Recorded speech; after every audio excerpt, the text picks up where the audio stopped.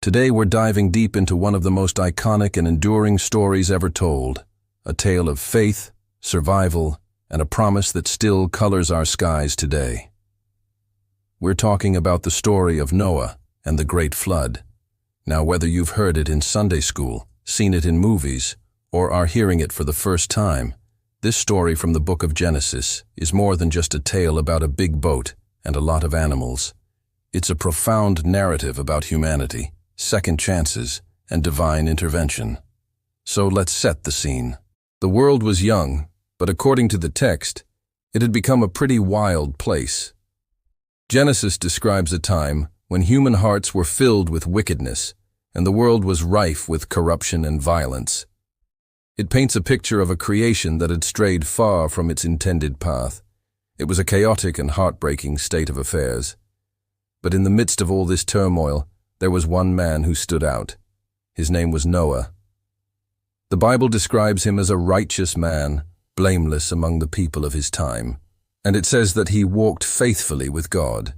In a world that had seemingly lost its way, Noah held on to his integrity and his connection to the divine. This distinction made all the difference.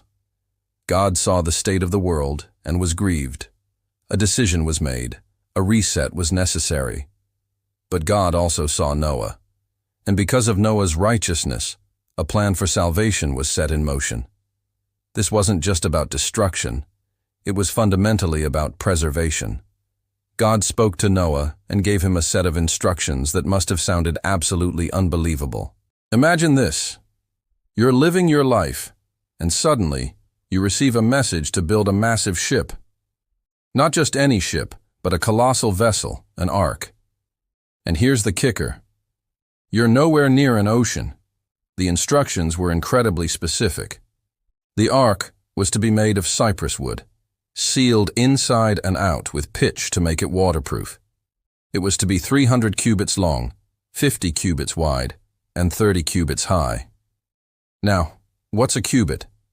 It's an ancient unit of measurement, roughly the length from an elbow to the tip of the middle finger, about 18 inches. So let's do the math. This ark would have been around 450 feet long, 75 feet wide, and 45 feet high. To put that into perspective, that's about 1.5 football fields long and as tall as a 4-story building. This was no weekend DIY project. This was a monumental feat of engineering and construction, especially for that era. It was to have 3 decks, a roof, and a single door in its side. Can you imagine the scene? Noah and his 3 sons, Shem, Ham, and Japheth, starting to fell trees, shape timber, and piece together this giant structure. Think about the neighbors. They must have thought Noah had completely lost his mind. Here he is, building a landlocked ship of epic proportions, talking about a flood unlike any the world had ever seen. The ridicule and doubt must have been relentless. Yet, Genesis tells us, Noah did everything just as God commanded him. This is a testament to his unwavering faith. He didn't question the logistics, the timeline, or the public opinion. He simply obeyed. He trusted the command he was given, even when it made no logical sense to the world around him.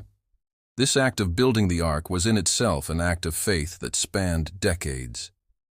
But the ark wasn't just for Noah and his family, his wife, his 3 sons, and their wives. It was to become a floating sanctuary, a genetic repository for the animal kingdom. God commanded Noah to bring 2 of every kind of creature into the ark, a male and a female, to keep them alive. For the clean animals, those suitable for sacrifices, and the birds, he was to bring 7 pairs of each. Think about the sheer logistics of that.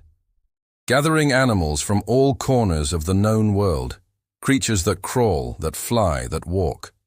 From the smallest insects to the largest land animals. The story implies a miraculous gathering, where the animals came to Noah, guided by a divine hand.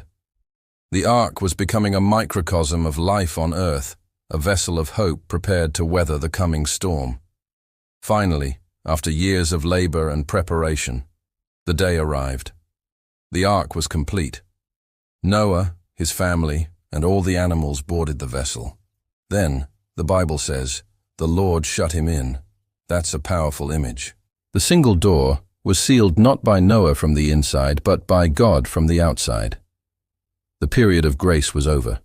The decision was final.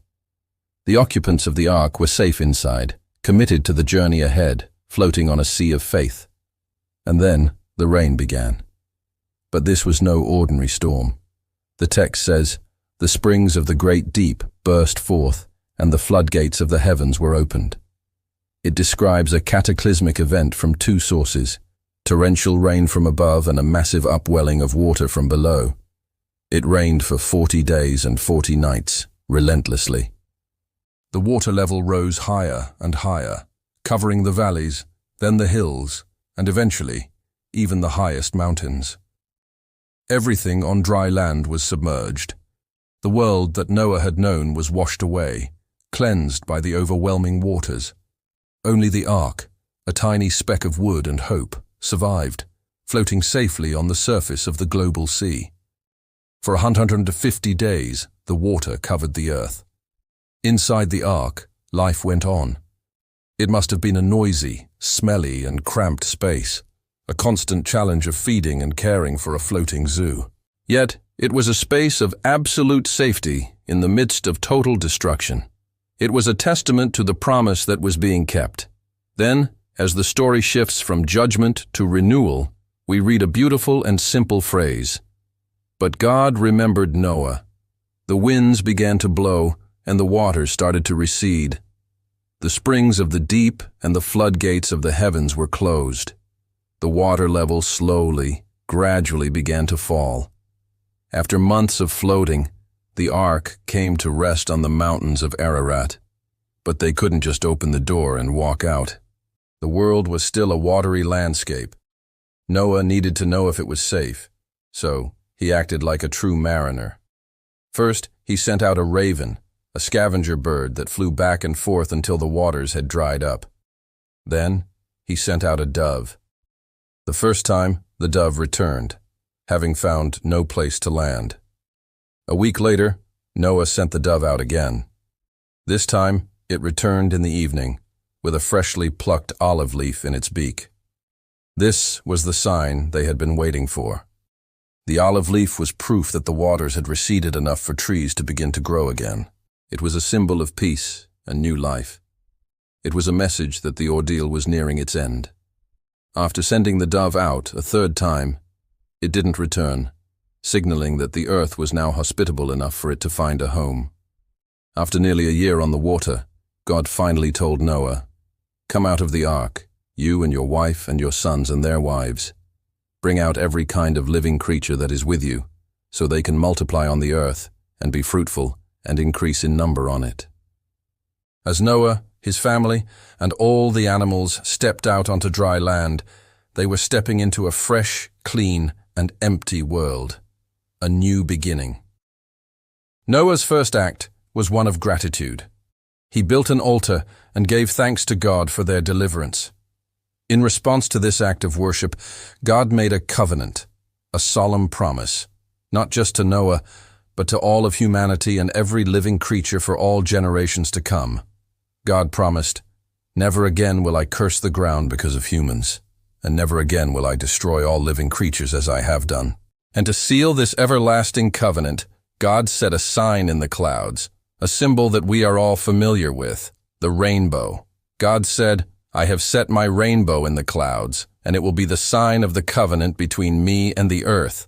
Whenever I bring clouds over the earth, and the rainbow appears in the clouds, I will remember my covenant." So now, every time we see a rainbow arching across the sky after a storm, it's not just a beautiful display of light. According to this story, it's a divine reminder. A reminder of a promise made thousands of years ago. A promise of preservation, of second chances, and of enduring hope. The story of Noah's Ark is a powerful epic of destruction and renewal, of judgment and grace. It's a story that has captivated people for millennia, reminding us of the importance of faith in the face of impossible circumstances and the beauty of a new beginning. Thank you so much for joining me on this journey today. If you enjoyed this story and want to explore more like it, Please hit that like button, and don't forget to subscribe and turn on notifications so you won't miss our next video. We'd love to have you as part of our community. Until next time, take care.